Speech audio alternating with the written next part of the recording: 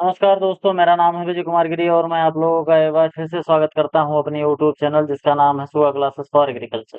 दोस्तों, आज हम लोग पढ़ने वाले हैं अल्टीमेट एग्रीकल्चर का जो कोर्स मैंने लॉन्च कर रखा है 1000 रुपये में। आज हम लोग उसमें एक नया सब्जेक्ट स्टार्ट करने वाले हैं और उस नए सब्जेक्ट का नाम है हार्टिकल्चर। आज हम लोग हार्टिकल्चर में पहला लेक्चर पढ़ने वाले हैं जिसमें क्या क्या चीज़ पढ़ेंगे। सबसे पहले तो हम पढ़ेंगे इंट्रोडक्शन टू हार्टिकल्चर। हार्टिकल्चर का थोड़ा सा इंट्रोडक्शन इसमें समझेंगे।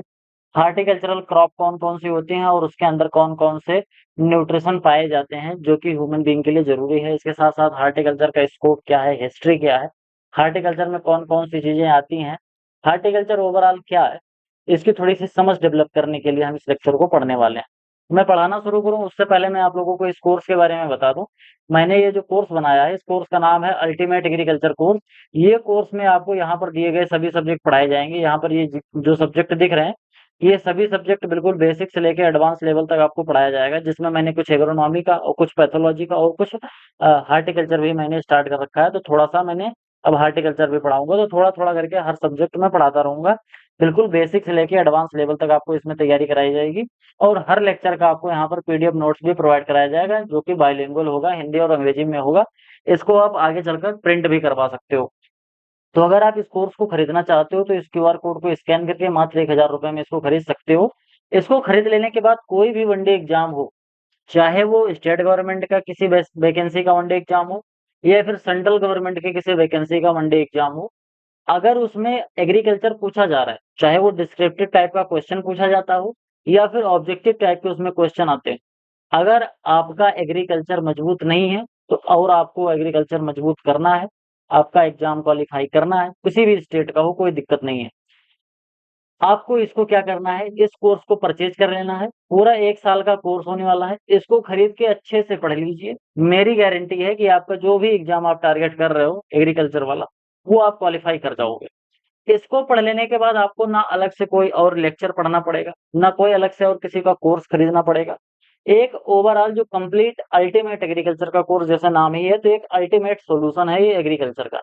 यहाँ पर आपको सभी चीज़ें मिलेंगी, जिस चीज़ की भी आपको ज़रूरत है पढ़ने के लिए सब चीज़ मिलेगा। यहाँ पर पढ़ लेने के बाद आपको मेरी गारंटी है कि आपको कोई एक बुक भी नहीं खरीदनी पड़ेगी। मतलब ना तो आपको कोई एक्स्ट्रा बुक खरीदनी पड़ेगी एग्रीकल्चर की और ना कहीं से और कोर्स खरीदना पड़ेगा। मात्र 1000 रुपये में बहुत ही नॉमिनल प्राइस में मैंने आप लोगों के लिए ये बनाया है। बहुत ही अच्छा कोर्स है। एक बार आप इसको पढ़ के देखोगे तो आपको लगेगा कि हाँ, कैसा कोर्स है। ये मेरी गारंटी है कि आपको इतना अच्छा कोर्स पूरे यूट्यूब में किसी भी कोचिंग इंस्टीट्यूट का चाहे छोटा हो चाहे बड़ा हो, नहीं मिलेगा। क्यों? क्योंकि मैं इसको पढ़ा रहा हूँ केवल इस वजह से, क्योंकि पढ़ाना मेरा हॉबी है, मुझे पढ़ाना पसंद है, बताना पसंद है और मैं इसमें केवल उतना ही चार्ज कर रहा हूँ जितना इस पीपीटी को बनाने में, वीडियो एडिट करवाने में और थंबनेल लगवाने में, इन सभी चीज़ में जो खर्चा आता है, केवल इसी को रिकवर करने के लिए मैंने इस कोर्स को बना रखा है।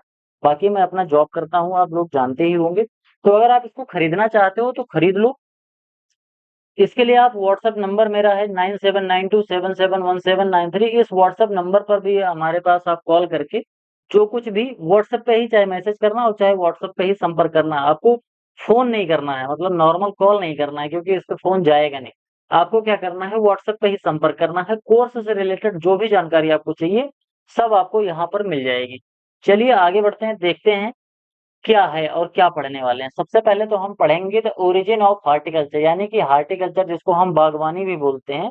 तो बागवानी जो होता है, इसका उत्पत्ति कैसे हुआ? तो हार्टिकल्चर जो शब्द है, ये ये हार्टिकल्चर जो शब्द है, ये लैटिन भाषा का शब्द है, जिसके भी अंत में कल्चर लगा होता है। जितने भी आपको कल्चर मिलेंगे, ये सभी कल्चर आपको लैटिन भाषा के होते हैं, चाहे एग्रीकल्चर, फ्लोरिकल्चर, हॉर्टिकल्चर, इस तरीके से जितने भी कल्चर हैं, ये सब आपके किस में आते हैं? सभी लैटिन भाषा के शब्द होते हैं। तो लैटिन भाषा का कौन-सा शब्द है? हार्टस है। इसी हार्टस से हॉर्टिकल्चर बना है। तो हार्टस का क्या मतलब होता है? हार्टस का मतलब होता है गार्डन और कल्ट्रा का क्या मतलब होता है? कल्टीवेशन। ठीक? जब हम गार्डन का कल्टीवेशन करते हैं, तो उसी को हम लोग हॉर्टिकल्चर बोलते हैं। क्या होता है, प्राचीन काल में बगीचे दीवारों से घिरे सुरक्षित स्थान होते थे जहाँ फल फूल सब्जियां और सजावटी पौधे उगाए जाते थे, उसी को हॉर्टिकल्चर कहा जाता था। पुराने समय में आप लोगों ने देखा होगा कि जैसे कोई मंदिर है या कोई पब्लिक प्लेस है, तो वहां पर क्या होता है कि एक चार दीवारी बनाया जाएगा और उसी चार दीवारी के अंदर क्या बनाया जाएगा, वहाँ पर पेड़-पौधे लगाए जाएँगे, कुछ फूलों के, कुछ फलों के, कुछ सब्जियों के, कुछ सजावटी पौधों के, एक तरीके से बगीचा बनाया जाता है। ज़्यादातर राजा-महाराजा के महल में, मंदिरों के आस-पास, इस तरीके से जो भी चीज़ें हमको सुंदर बनाने के लिए करना पड़ता है, तो उसमें हमको फल, फूल, सब्ज़ी सब चीज़ का हम क्या करते हैं, उसको उगाते हैं। तो ये सभी चीज़ें हमारे हॉर्टिकल्चर के अंतर्गत आती हैं। एंशिएंट टाइम पर केवल जो हम थोड़ा बहुत जो करते थे, उसी को हम एग्रीकल्चर मानते थे। बाकी चाहे हम सब्ज़ी उगा रहे हैं, चाहे कुछ भी उगा रहे हैं, वो सब एग्रीकल्चर में ही आता था। लेकिन धीरे-धीरे जैसे-जैसे एग्रीकल्चर विकसित होता गया, हमने एग्रीकल्चर को डिफरेंट ब्रांचेस में डिवाइड कर दिया, जिसमें अब हमारा एक और ब्रांच है, वो है हॉर्टिकल्चर, जिसमें हम फलों की खेती, सब्जियों की खेती, फूलों की खेती, सजावटी पौधों की खेती, मसालों की खेती, इसके साथ-साथ मेडिसिनल एरोमेटिक प्लांट्स की खेती, प्लांटेशन क्रॉप्स की खेती, फ्लोरिकल्चर, ऑर्नामेंटल हॉर्टिकल्चर, ये सभी चीज़ें इसके अंतर्गत हम पढ़ते हैं। क्या-क्या चीज़ें आती हैं, अभी हम सब आपको बताएँगे। मॉडर्न डेफिनिशन की बात करें तो in its original sense horticulture refers to the cultivation of garden plant which protect enclosure, यानी कि प्रोटेक्टेड एनक्लोजर्स में, यानी कि प्रोटेक्टेड कंडीशन में, यानी कि छह दीवारी के अंदर जब हम किसी गार्डन प्लांट का कल्टीवेशन करते हैं तो उसी को ओरिजिनल सेंस में हार्टिकल्चर कहा जाता है। लेकिन मॉडर्न जो डेफिनेशन है वो थोड़ा सा ब्रॉडर हो गया है। Today horticulture defined as the science and technique of producing processing and merchandising fruit, vegetable, flower, spices, plantation crop, medicinal and aromatic plants. कह रहा है कि जो हमारे पास इस समय जो आधुनिक परिभाषा है, वर्तमान में जो बागवानी है, उसमें फलों, सब्जियों, फूलों, मसालों, बागान की फसलें, औषधीय पौधे, सुगंधित पौधे और उसके साथ-साथ जो हमारी मसाले वाले पौधे हैं, इन सब का उत्पादन कैसे किया जाए, इनकी कैसे प्रोसेसिंग करा जाए और इनको कैसे बेचा जाए और बेच के कैसे ज़्यादा से ज़्यादा प्रॉफ़िट कमाया जाए, यही हॉर्टिकल्चर का इस समय जो लेटेस्ट डेफ़िनिशन है वो है। यानी कि जो ये सभी चीज़ें हैं, चाहे फ्रूट है, चाहे वेजिटेबल है, चाहे फ्लावर्स हैं, स्पाइसेस हैं और प्लांटेशन क्रॉप्स हैं। इसके साथ-साथ मेडिसिनल और एरोमेटिक प्लांट हैं। इनके साइंटिफिक कल्टीवेशन, प्रोसेसिंग और मर्चेंडाइजिंग, मतलब कल्टीवेशन भी करना है आपको, फिर बाद में पोस्ट हार्वेस्ट वाली प्रोसेसिंग भी करनी है और मार्केटिंग भी करनी है। तो मार्केटिंग मतलब बेचना है। मार्केटिंग ऐसा नहीं कि आपको प्रचार करना, भैया ले लो हमारा टमाटर ले लो, ये हॉर्टिकल्चर में नहीं आएगा। मर्चेंडाइजिंग करनी है बोले तो इसको आपको सेल करना है मार्केट में ले जाके।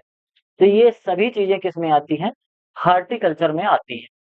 हॉर्टिकल्चर के ब्रांच की बात करें तो हॉर्टिकल्चर में ढेर सारे ब्रांचेज़ हैं, जिसमें से कुछ इम्पोर्टेंट जो ब्रांचेज़ हैं, उसको मैं आप लोगों को बताता हूँ। जैसे एक तो है पोमोलॉजी, जिसको हम पोमोलॉजी को क्या बोलते हैं? इसमें बोलते हैं पोमोलॉजी जो है वो हमारा हॉर्टिकल्चर का एक ऐसी ब्रांच है, जहाँ पर साइंटिफिक स्टडी करी जाती है कल्टीवेशन ऑफ फ्रूट क्रॉप की। ध्यान से समझना। बहुत बच्चे कन्फ्यूज़ हो जाते हैं। वो पोमोलॉजी को फ्रूट क्रॉप बोलते हैं, यानी कि फलों के अध्ययन को पोमोलॉजी बोल देते हैं। यहाँ पर ध्यान से समझना, फलों का अध्ययन नहीं है, फलों की खेती का अध्ययन है। ध्यान से समझना, फलों का अध्ययन तो आप बॉटनी में करते हो कि फल किस तरीके का है, फल की न्यूट्रिशनल वैल्यू क्या है, फल का प्रकार क्या है, इसका इन्फ्लोरेसेंस क्या है, इस तरीके की चीज़ें जो हैं, ये आप बॉटनी में पढ़ते हो और उसके साथ-साथ बायोटेक्नोलॉजी में पढ़ते हो, फूड टेक्नोलॉजी जो होती है उसमें पढ़ते हो। पोमोलॉजी में हम कल्टीवेशन ऑफ फ्रूट क्रॉप का अध्ययन करते हैं, ठीक? पोमोलॉजी में किसका अध्ययन करते हैं? कल्टीवेशन ऑफ फ्रूट क्रॉप का, और वो भी कैसा? साइंटिफिक स्टडी करते हैं कि हम खेती कैसे करें, यानी कि साइंटिफिक कल्टीवेशन का अध्ययन हम करते हैं।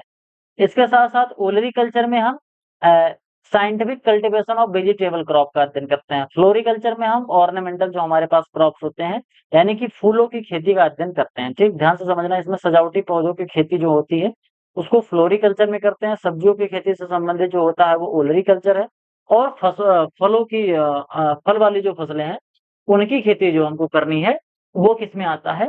वो हमारा आता है पोमोलॉजी के अंतर्गत। इसके साथ-साथ आता है हमारा प्लांटेशन क्रॉप। प्लांटेशन क्रॉप जिसको हम बागान फसलें बोलते हैं, यह शाखा नारियल, सुपारी, रबड़, कॉफी, चाय जैसे बड़े पैमाने पर उगाई जाने वाली फसलों की खेती से संबंधित है। कुछ लोग कन्फ्यूज़ होते हैं, सर जी प्लांटेशन क्रॉप और फ्रूट क्रॉप में क्या डिफरेंस है? तो मैं आपको बताऊँ, प्लांटेशन जो क्रॉप होती है, इसको लार्ज स्केल पे और कमर्शियल पर्पज़ पर ही उगाया जाता है। जैसे चाय है, कॉफी है, रबड़, अरेका नट और कोकोनट। ये सभी किसान कभी अपने खुद के उपयोग के लिए नहीं ग्रो करते हैं। ये पहले ग्रो करेंगे, बहुत बड़े एरिया में ग्रो होता है। इसके बाद यहाँ से जो प्रोड्यूस निकलता है, जो हार्वेस्टिंग होती है, वो हार्वेस्टिंग फिर आगे जाती है कंपनी में, प्रोसेसिंग यूनिट में, और वहाँ पर प्रोसेसिंग होती है इसकी बड़े पैमाने पर, और प्रोसेसिंग होने के बाद फिर हमको उसका प्रोडक्ट मिलता है। डायरेक्ट इसको हम यूज़ नहीं करते। बाकी इसके बारे में डिटेल में आपको डिस्कशन करना है तो चिंता नहीं करिए। मैं आप लोगों को फ्रूट क्रॉप और प्लांटेशन क्रॉप को आगे चलकर डिटेल में समझा दूँगा, मैं डिफरेंस भी इसका बता दूँ। आगे हमारा स्पाइसेस बोले तो मसाले, स्पाइसेस या कंडीमेंट्स भी इनको कहते हैं। तो मसालों की खेती के बारे में बात करें तो this branch focus on the cultivation of crop used for flavouring and seasoning such as cardamom, paper, nutmeg, इस तरीके के जो हमारे पास मसाले हैं, हमारे पास ढेर सारे मसाले होते हैं। भारत में 200-250 प्रकार के मसालों की खेती होती है। तो इन सभी मसालों की खेती का अध्ययन किसमें करते हैं? स्पाइसेस क्रॉप्स के अंतर्गत करते हैं। मेडिसिनल एरोमेटिक क्रॉप, इनके भी प्रोडक्शन का अध्ययन करते हैं कि कैसे इनकी कल्टीवेशन करी जाए। जैसे औषधीय पौधे हैं और जो सुगंधित पौधे हैं, जैसे हमारा अश्वगंधा है, सर्पगंधा है, सफेद मूसली है, कौच बीज है, इस तरीके के जो हमारे पास औषधीय पौधे होते हैं, इसके बारे में अध्ययन करते हैं। इसके साथ-साथ हमारे पास जैसे लेमन ग्रास है, पिपरमिंट है, पुदीना है, कुछ ऐसी चीज़ें हैं जो एरोमेटिक होते हैं, मतलब जो सुगंध के लिए बनाया जाता है, जिनसे इत्र बनाया जाता है। उस टाइप की क्रॉप का इसमें हम अध्ययन करते हैं कि कैसे इसको प्रोड्यूस किया जाए। इसमें जितने भी चीज़ें मैंने बताया, इन सभी का कल्टीवेशन का हम अध्ययन करते हैं कि कैसे हमको ये प्रोड्यूस करना है। समझ गए? आगे है हमारा पोस्ट हार्वेस्ट टेक्नोलॉजी, यानी कि फलोत्तर प्रौद्योगिकी। जब हम फल को काट काट लेते हैं, फसलोत्तर प्रौद्योगिकी यानी कि जो हमारा फसल होता है, जब हम इसको हार्वेस्ट करके घर पे ले आते हैं या फिर आगे मार्केटिंग के लिए भेजते हैं, तो मार्केटिंग में किसानों के पास सॉरी, जो हमारे कंज्यूमर हैं, उनके पास पहुँचने से पहले थोड़ी-सी और काम होता है। हार्वेस्टिंग के बाद मार्केट में जाने के बीच में हार्वेस्टिंग होता है फसलों की, और उसके बाद वो मार्केट में जाता है। तो हार्वेस्टिंग हो जाने के बाद मार्केट में जाने तक बीच में कुछ प्रोसेसिंग होती है। कैसे-कैसे प्रोसेसिंग होती है? जैसे आफ्टर हार्वेस्टिंग कौन-कौन सी चीज़ें होती हैं? हैंडलिंग होती है, मतलब हार्वेस्टिंग की प्रॉपर्ली हैंडल करो और उसकी पैकेजिंग करो, ग्रेडिंग करो, मतलब जो छोटे हैं, अच्छे हैं, जैसे क्वालिटी बनाते हैं ना, ये बहुत ज़्यादा अच्छा है, फिर ये उससे खराब है, फिर ये उससे खराब है। तो अलग-अलग क्वालिटी होती है, तो उसकी ग्रेडिंग करो, ग्रेडिंग करने के बाद उसको अच्छे से पैक पैक करो, पैक करके स्टोर करो, और इसकी प्रोसेसिंग भी कर सकते हैं। जैसे आम को हार्वेस्ट करके फिर उसका अचार बनाया जाता है, उसका आगे उसका वो क्या कहते हैं, खटाई बनाई जाती है, डिफरेंट डिफरेंट टाइप के उसके प्रोसेसिंग करके उसकी चीज़ें बनाई जाती हैं। जैसे आम से फिर आगे चलकर जूस भी बनाया जाता है, तो ये सभी चीज़ें हैं। इसके साथ-साथ कुछ वैल्यू एडिशन है और इसके साथ-साथ मार्केटिंग है। तो यानी कि हार्वेस्टिंग के बाद जो भी काम हम करते हैं अपनी हॉर्टिकल्चरल क्रॉप में, सभी कुछ आती हैं किसमें? पोस्ट हार्वेस्ट टेक्नोलॉजी में। हार्वेस्टिंग के बाद से हार्वेस्टिंग के बाद से सेल के बीच में, यानी कि जब हमने बेच दिया, हार्वेस्टिंग कर लेंगे और जब तक हम उसे बेच नहीं देते, इसके बीच में जितनी भी प्रक्रियाएँ होती हैं हॉर्टिकल्चर क्रॉप का, वो सभी प्रोसेसिंग में आती हैं। जैसे हमारे पास ढेर सारे कोल्ड ड्रिंक आते हैं, ढेर सारे फ्रूटीज़ आते हैं, जो कि डिफरेंट डिफरेंट टाइप के फ्रूट्स के होते हैं। इसके साथ-साथ जो हमारे पास सब्जियाँ आती हैं, अलग-अलग तरीके के उनके अचार बनाए जाते हैं, उनको सुरक्षित रखा जाता है, उनकी प्रोसेसिंग होती है, ग्रेडिंग होती है बेचने के लिए कि भैया ये ₹40 किलो है, ये ₹50 किलो है, ये ₹60 किलो है। प्रॉपर उसकी हैंडलिंग होती है कि जिससे वो खराब ना हो, हर क्रॉप को अलग तरीके से ट्रांसपोर्ट करने की फैसिलिटी होती है। तो ये सभी चीज़ें किसमें आती हैं? पोस्ट हार्वेस्ट टेक्नोलॉजी में आती हैं। इसके साथ-साथ हम प्लांट प्रोपगेशन के बारे में भी पढ़ते हैं, बोले तो पादप प्रवर्धन, यानी कि क्या होता है? ये स्पेशलाइज्ड ब्रांच होती है जो कि ऐसे मेथडों और ऐसे टेक्निक का इजाद करती है, जिससे प्लांट्स को मल्टीप्लाई किया जा सके। यानी कि जो पौधे हैं, पौधे की संख्या को हम आराम से बढ़ा सकें, पौधे की संख्या को बढ़ा सकें, उसी के लिए हम प्लांट प्रोपगेशन का भी अध्ययन इसमें करते हैं कि कैसे प्लांट का प्रोपगेशन किया जाए, कैसे उनकी जनसंख्या में वृद्धि करी जाए। जैसे हमारे पास सेक्सुअल प्रोपगेशन होता है, एसेक्सुअल प्रोपगेशन होता है। जो सेक्सुअल प्रोपगेशन होता है वो सीड के द्वारा होता है। एसेक्सुअल प्रोपगेशन तने के द्वारा, जड़ के द्वारा, पत्तियों के द्वारा, रनर, सकर, ट्यूबर, इन सब के द्वारा होता है। प्रोपगेशन भी मैं आपको आगे पढ़ाऊँगा। तो ये सभी चीज़ें हम लोगों को इसमें पढ़ने को मिलती हैं हॉर्टिकल्चर में। आगे हम बात करते हैं major fruit crop in India. India में लगभग कितने क्रॉप ग्रो करी जाती हैं? तो केवल अगर हम फ्रूट क्रॉप की बात करें तो कम से कम हमारे पास लगभग-लगभग 50 से लेके 60 fruit crop, major fruit crop हम ग्रो करते हैं। 50 से 60 फ्रूट क्रॉप आपको देखने को मिलेगी। के एल चड्ढा जी की एक बुक है, उसकी हैंड बुक ऑफ हॉर्टिकल्चर, तो उसको मैं जब बीएससी एमएससी करता था तो मैंने उसमें पढ़ा था। तो आई थिंक 50-60 फ्रूट क्रॉप उसमें है, अभी मुझे एग्जैक्ट याद नहीं आ रहा। 50 से 60 फ्रूट क्रॉप उसमें आपको देखने को मिलेगा, जिसकी खेती भारत में होती है। बात करते हैं, India is the second largest producer of the fruit in the world after Brazil. Brazil जो है वो पहले नंबर पर है और इंडिया जो है ये दूसरे नंबर पर है। और ये लगभग लगभग 10% टोटल फ्रूट प्रोडक्शन करता है पूरे वर्ल्ड का। पूरी दुनिया में अगर 100 किलोग्राम फ्रूट का प्रोडक्शन हो रहा है तो 10 किलोग्राम फ्रूट का प्रोडक्शन कहाँ से होता है? इंडिया से होता है। की फ्रूट कौन कौन से हैं? मैंगो है, बनाना है, सिट्रस है, पपाया है, गुआवा है, ये सभी, इसकी खेती बहुत बड़े मात्रा में होती है। India India lead in the world in the production of mango. Mango में, बनाना में, सपोटा, एसिड लाइम, इन सब के प्रोडक्शन में इंडिया लीड करता है। बोले तो यहाँ पर इंडिया फर्स्ट स्पॉट पे है। इसके साथ साथ महाराष्ट्र, कर्नाटका और आंध्र प्रदेश जो है, ये ऐसे स्टेट हैं जहां पर फलों की खेती काफी बड़े मात्रा में होती है। सबसे ज्यादा बात करें तो जैसे उत्तर प्रदेश जो हमारा है, उत्तर प्रदेश में आम की खेती सबसे ज्यादा होती है। आम का जो एरिया है सबसे ज्यादा यहाँ पर आपको देखने को मिलेगा। इसके साथ साथ ओवरऑल अगर हम प्रोडक्शन की बात करें तो हमारा आंध्र प्रदेश जो है, आंध्र प्रदेश में सबसे ज्यादा फ्रूट का प्रोडक्शन होता है। इसके बाद बात करेंगे हम वेजिटेबल की, तो भारत में लगभग लगभग 40 से भी ज्यादा टाइप के फ्रूट जो वेजिटेबल्स हैं उसकी खेती करी जाती है पूरी इंडिया में। डाइवर्स क्लाइमेटिक कंडीशन में, टेम्परेट में, ट्रॉपिकल में, सब ट्रॉपिकल कंडीशन में। इसके बाद रबी में, खरीफ में, जायद की फसलों में। जैसे कौन कौन सी फसलें हैं, जैसे हमारे पास ओनियन है, टमाटर है, आलू है, बैगन है, इसके साथ साथ जो हमारी मटर है, गाजर है, तमाम तरीके की जो हमारे पास वेजिटेबल है उनकी खेती करते हैं।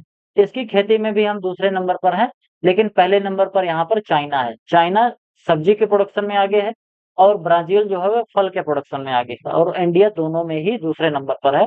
और वेजिटेबल की प्रोडक्शन की बात करें तो भारत में लगभग 13.38% टोटल वर्ल्ड प्रोडक्शन होता है। यानी कि पूरी दुनिया में अगर 100 किलोग्राम वेजिटेबल का प्रोडक्शन हो रहा है तो भारत में 13 किलो 880 ग्राम का प्रोडक्शन होगा। यानी कि केवल इतना प्रोडक्शन भारत करता है पूरी दुनिया में। प्रोडक्शन के बारे में बात करें तो वेस्ट बंगाल है, उड़ीसा है, उत्तर प्रदेश है, ये मेजर वेजल वेजिटेबल प्रोड्यूसिंग स्टेट है। जिसमें जो आपका पहले तो वेस्ट बंगाल हुआ करता था, लेकिन इस समय जब मैं वीडियो रिकॉर्ड कर रहा हूँ, इस समय वेजिटेबल प्रोडक्शन में अपना जो पहला स्थान है वो है उत्तर प्रदेश का, ये फर्स्ट स्पॉट पे है। और जो वेस्ट बंगाल जो पहले स्थान पर था ये अपना दूसरे स्थान पर चला गया है वेजिटेबल प्रोडक्शन में। इस समय कौन सा स्टेट सबसे आगे है? तो वो अपना उत्तर प्रदेश सबसे आगे हो गया है और वेस्ट बंगाल दूसरे नंबर पर चला गया है। फ्लोरोकल्चर के बारे में बात करें तो फ्लोरिकल्चर के मतलब फ्लावर की कल्टीवेशन जो होती है, has been a part of India socio cultural and religious life for centuries। यानी कि today it has grown into an industry। India is known for traditional flower like jasmine, marigold, tuberose, as well as commercial cut flower like rose, orchid and gladiolus. Tamil Nadu, Karnataka, Andhra Pradesh, ये यहाँ पर बहुत ज्यादा इसकी खेती होती है। ध्यान से समझना फ्लोरिकल्चर के बारे में। भारत में भारत का कुछ जो सामाजिक और जो यहाँ पर सांस्कृतिक जो विरासत है वो कुछ इस तरीके से है कि चाहे खुशी हो, चाहे दुख हो, चाहे पूजा पाठ हो, चाहे शादी हो, किसी भी तरीके का कोई फंक्शन हो, सब में फूल का काम लगता है।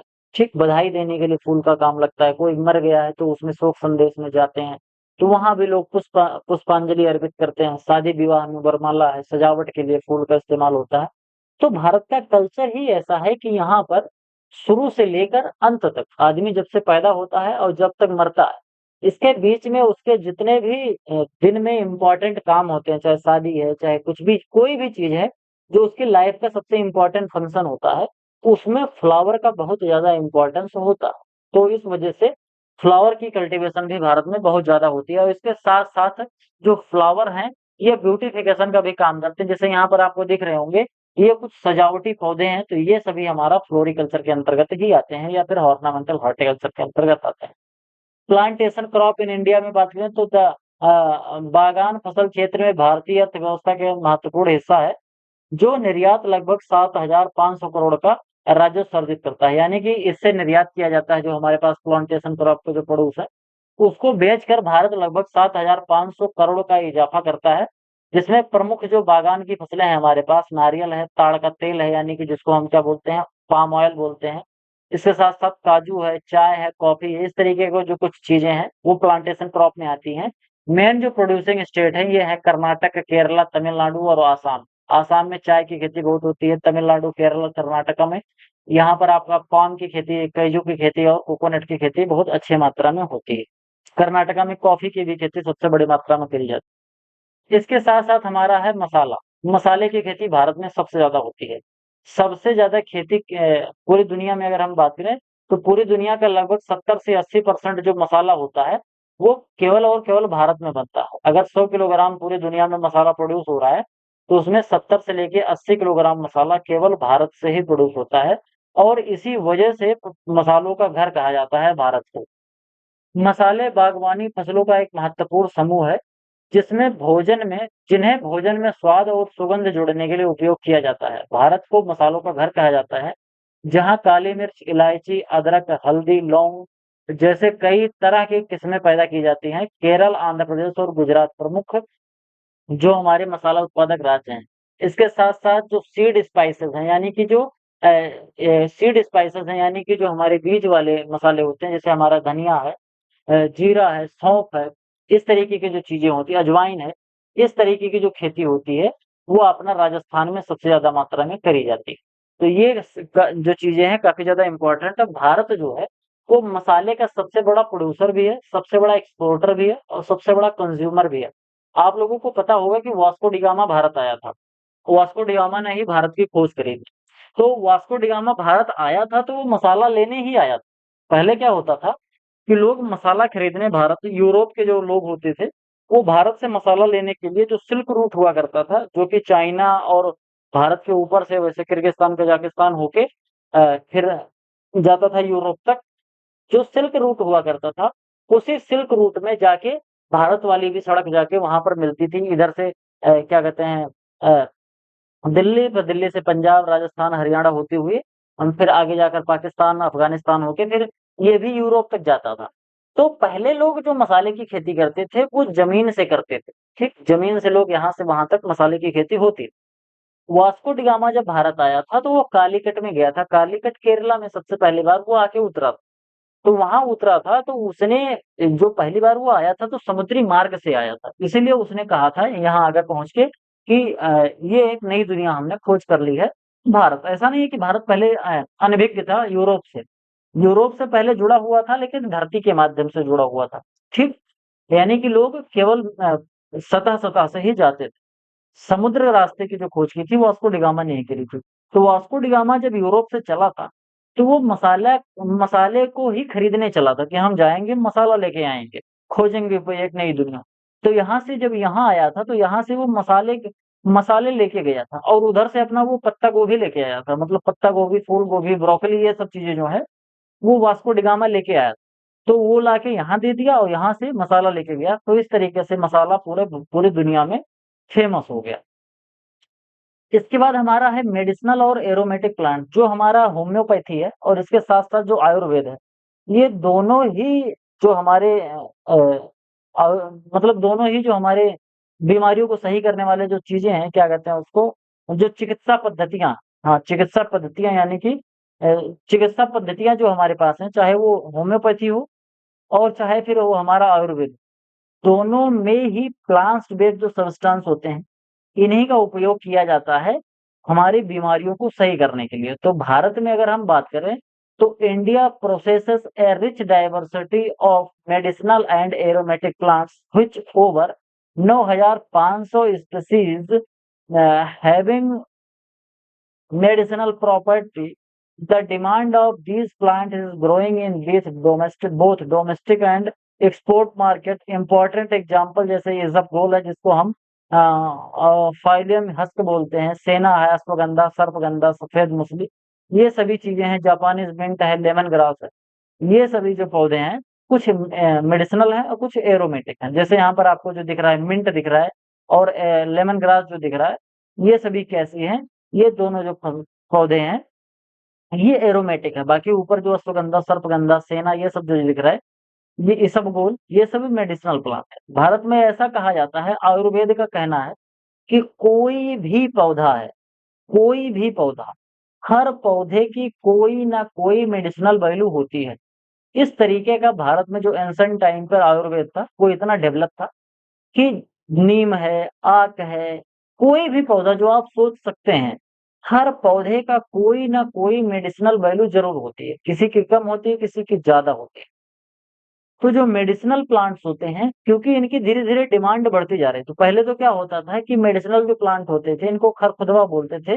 ये क्या करते थे, तो जो वैद्य हुआ करते थे, ये वैद्य जंगलों में जाते थे और वहाँ से फिर ये उखाड़ के, तोड़ के, काट के जैसे भी लाना होता था, ये लेके आते थे। लेकिन धीरे-धीरे जो मेडिसिनल जो चीज़ें हैं, इनकी डिमांड बढ़ने लगी। डोमेस्टिक डिमांड भी बढ़ने लगे और एक्सपोर्ट के लिए भी बढ़ने लगा। तो अब ये नेचुरली इतना ज़्यादा ग्रो नहीं हो पाते। तो इसी वजह से फिर मेडिसिनल और एरोमेटिक प्लांट जो हैं, इनकी भी खेती होने लगी कॉमर्शियल पर्पज़ के। जिसमें मिंट है, थाइमिन है, साल्विया है, यूरो है, बैसल है, लेमन ग्रास है, सर्ज है, इस तरीके सेफ्रॉन है। इस तरीके के जो हमारे पास एरोमेटिक और मेडिसिनल प्लांट है, इनकी कॉमर्शियल पर्पज़ में खेती होने लगी। जिससे कि जो हमारी मेडिसिनल और जो होम्योपैथी जो अ, पद्धतियाँ हैं, इनका प्रॉपरली विकास हो सके। तो इनको रॉ मटेरियल कहाँ से मिलता है हमारा? मेडिसिनल और एरोमेटिक प्लांट से ही मिलता है। बात करते हैं फ्यूचर ऑफ हॉर्टिकल्चर। हॉर्टिकल्चर की जो बागवानी की फसलें होती हैं, उनकी विशेषता क्या होती है? हाई पेरिशेबिलिटी होती है। कुछ पौधे ऐसे होते हैं, जिनकी पेरिशेबिलिटी ज़्यादा होती है, बोले तो ये बहुत जल्दी खराब होने लगते हैं, जल्दी खराब होते हैं। जैसे आपका जो फल है या जो सब्जियाँ हैं, ताज़े उपयोग किए जाते हैं और अगर इनको ताज़ा उपयोग नहीं करो तो ये खराब हो जाएँगे। जैसे मान लो कि आम आज मैच्योर हो गया, आम की हार्वेस्टिंग हो गई, पका-पकाया आम आप आ गया। अब आम जिस दिन आपने हार्वेस्ट किया, उस अगर पका हुआ आम है, तो उसको आपको 5 से 6 दिन के अंदर-अंदर, 4 से 6 दिन के अंदर-अंदर एक खा लेना है।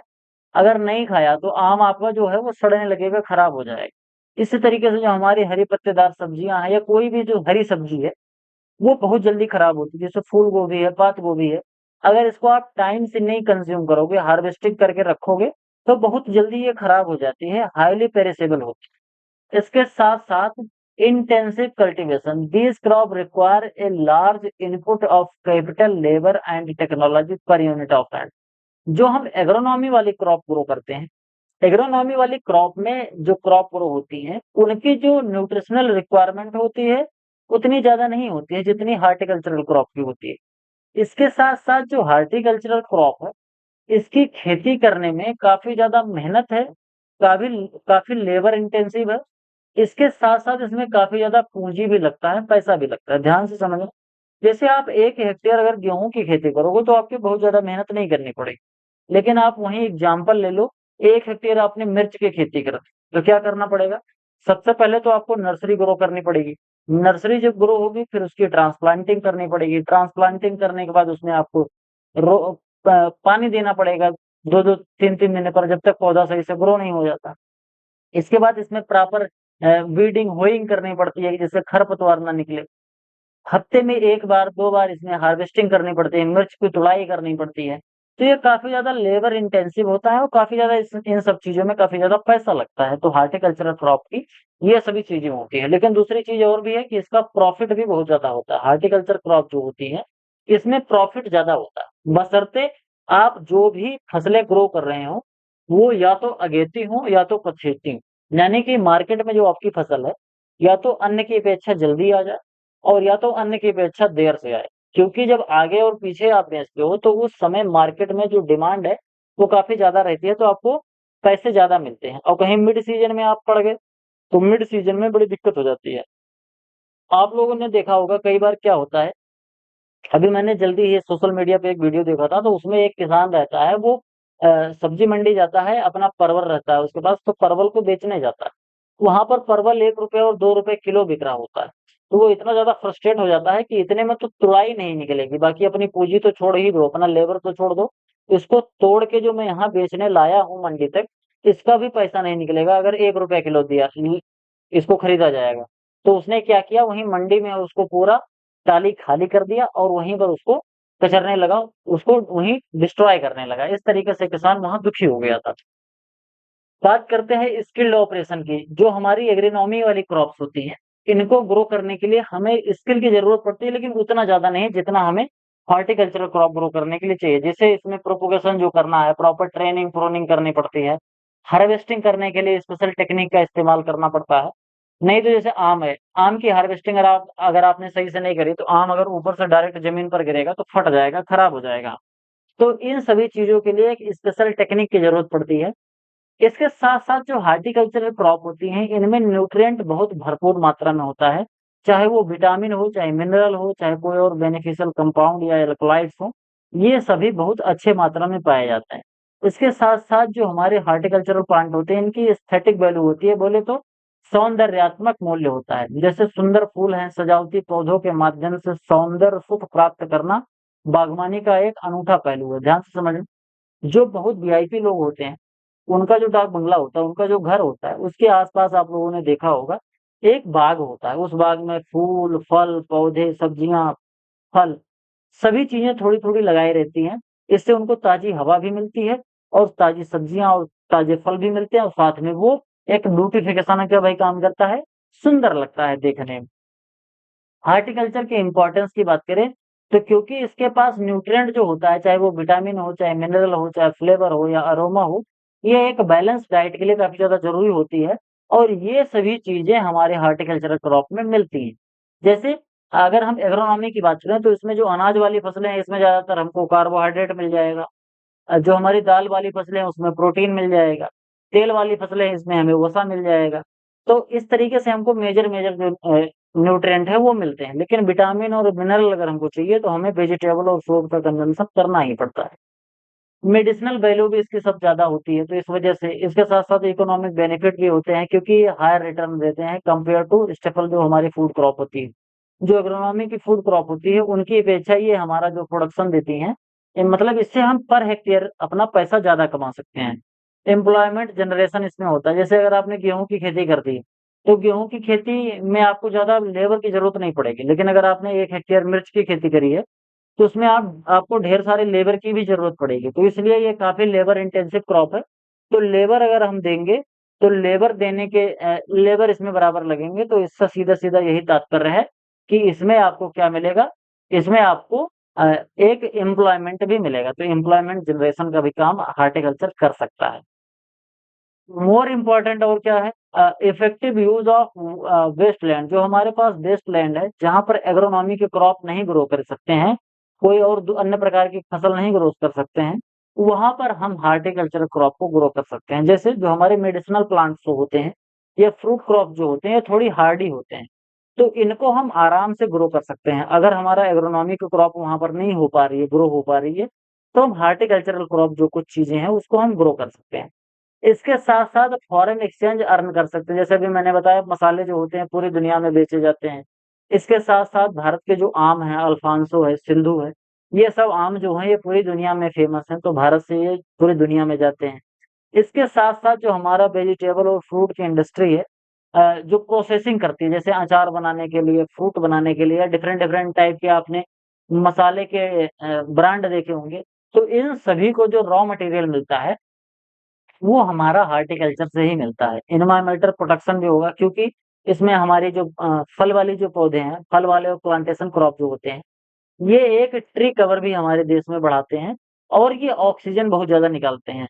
तो एक तरीके से ऐसे समझो कि ऑक्सीजन तो इनका बाय प्रोडक्ट है।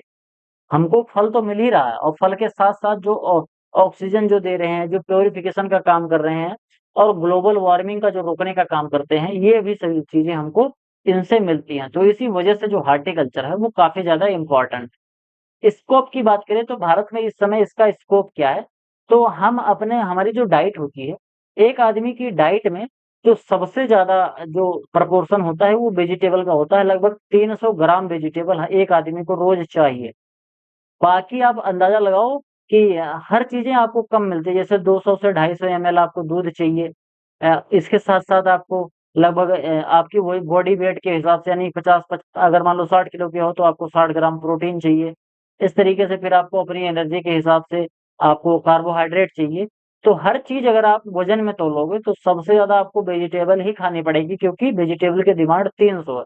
300 ग्राम एक दिन में एक आदमी को वेजिटेबल कंज़्यूम करना चाहिए, जिसमें हरी पत्तेदार सब्जियाँ हों, आलू हो, इसके साथ-साथ डिफरेंट डिफरेंट टाइप की चीज़ें हों। ऐसा नहीं कि 300 ग्राम है, 300 ग्राम आपने फिर 300 ग्राम आपने साग खा लिया यानी कि पालक खा लिया, 300 ग्राम आपने गाजर खा लिया या फिर 300 ग्राम आपने आलू खा लिया। डाइट में 300 ग्राम में हर चीज़ें होनी चाहिए थोड़ी-थोड़ी मात्रा।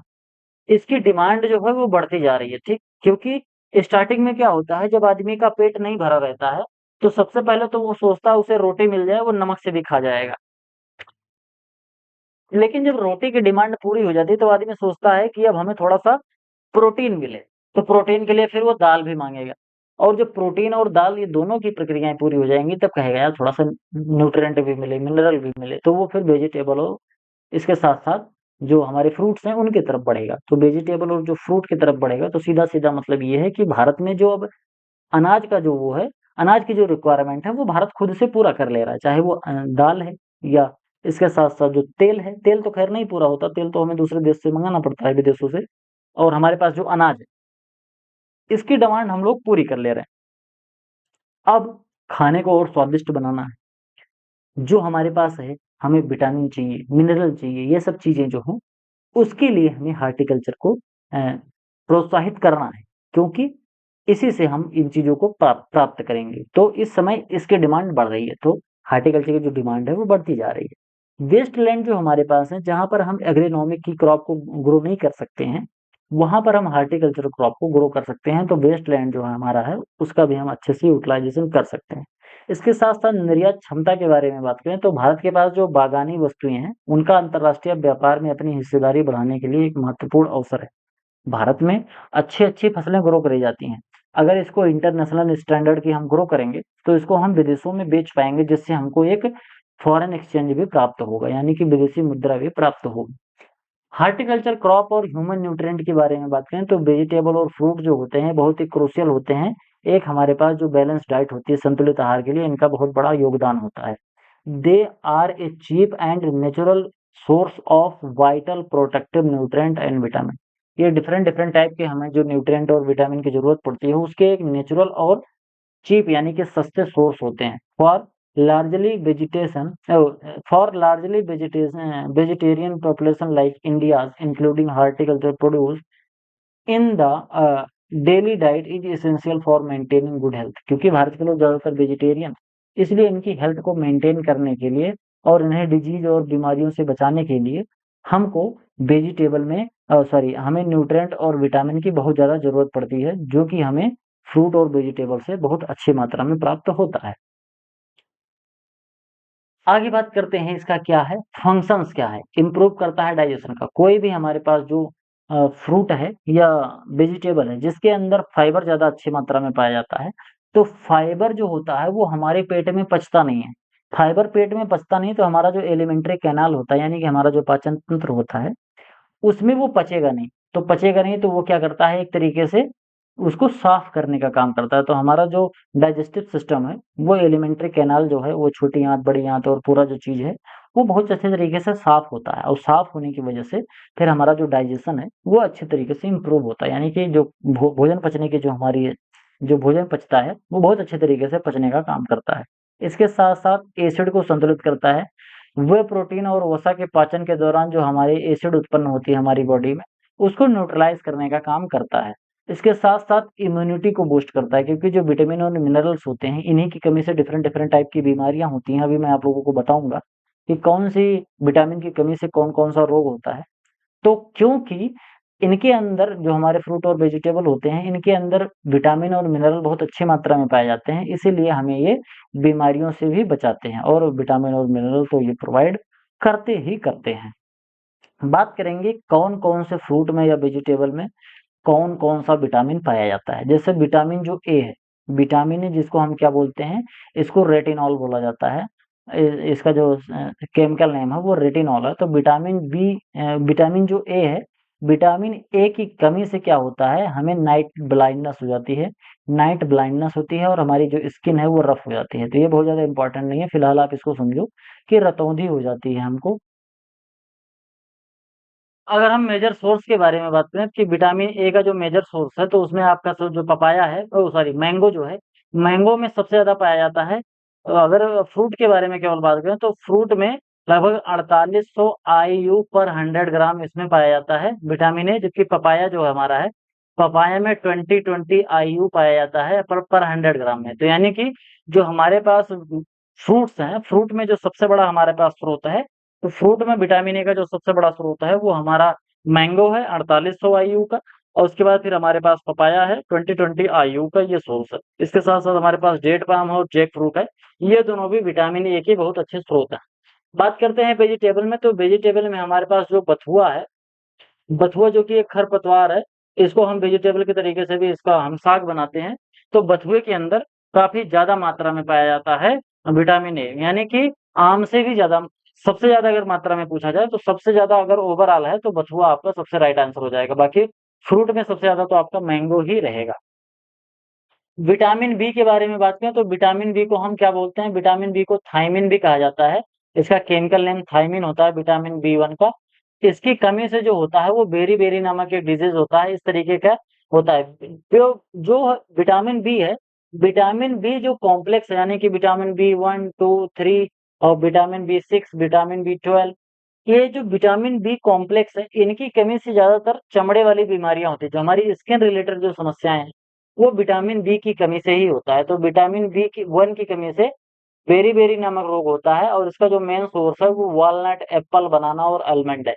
इसके साथ साथ विटामिन बी 2 होता है जिसको राइबोफ्लेविन बोलते हैं।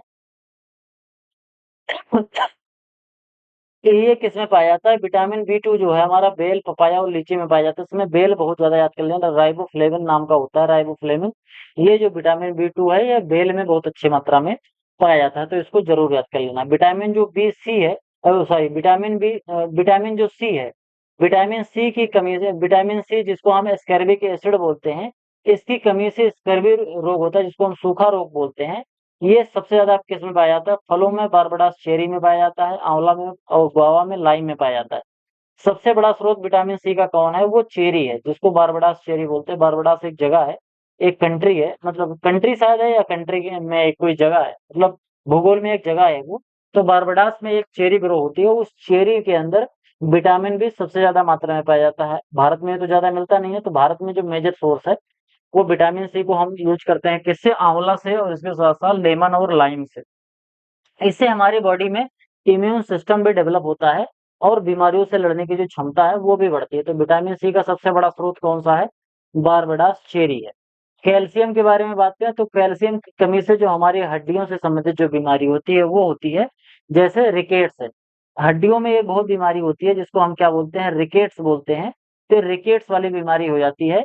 हमारी बॉडी में कैल्शियम की अगर कमी होगी तो हमारे दांत सही से नहीं ग्रो होंगे, दांत दांत में डिकेइंग होने लगता है, हड्डियां हमारी टेढ़ी मेढ़ी हो जाएंगी, हड्डियां भंगुर हो जाती हैं, बहुत जल्दी टूटने लगती हैं।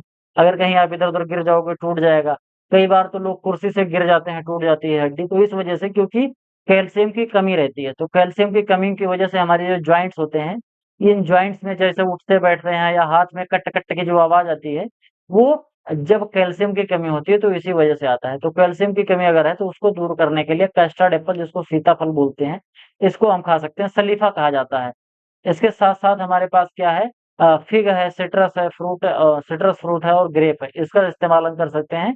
इससे हमारी जो कैल्शियम की कमी है वो दूर हो जाती है। बाकी हम दूध तो पियेंगे ही, दूध पी के कैल्शियम की कमी को आप दूर कर सकते हो। वेजिटेबल में और फ्रूट में जो सबसे बड़ा स्रोत है कैल्शियम का वो कस्टर्ड एप्पल है।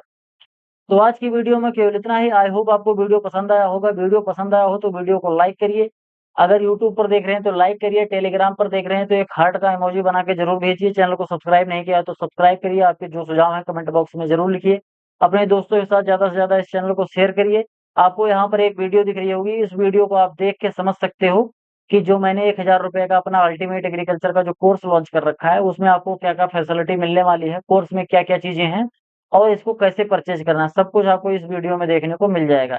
इसके साथ साथ आपको यहाँ पर एक प्लेलिस्ट दिख रही होगी, इस प्लेलिस्ट को आप फॉलो करके अपने नॉलेज को बढ़ा सकते हैं। तो आज की वीडियो में केवल इतना ही, मिलते हैं किसी दूसरी वीडियो में, तब तक के लिए इजाजत दीजिए। धन्यवाद।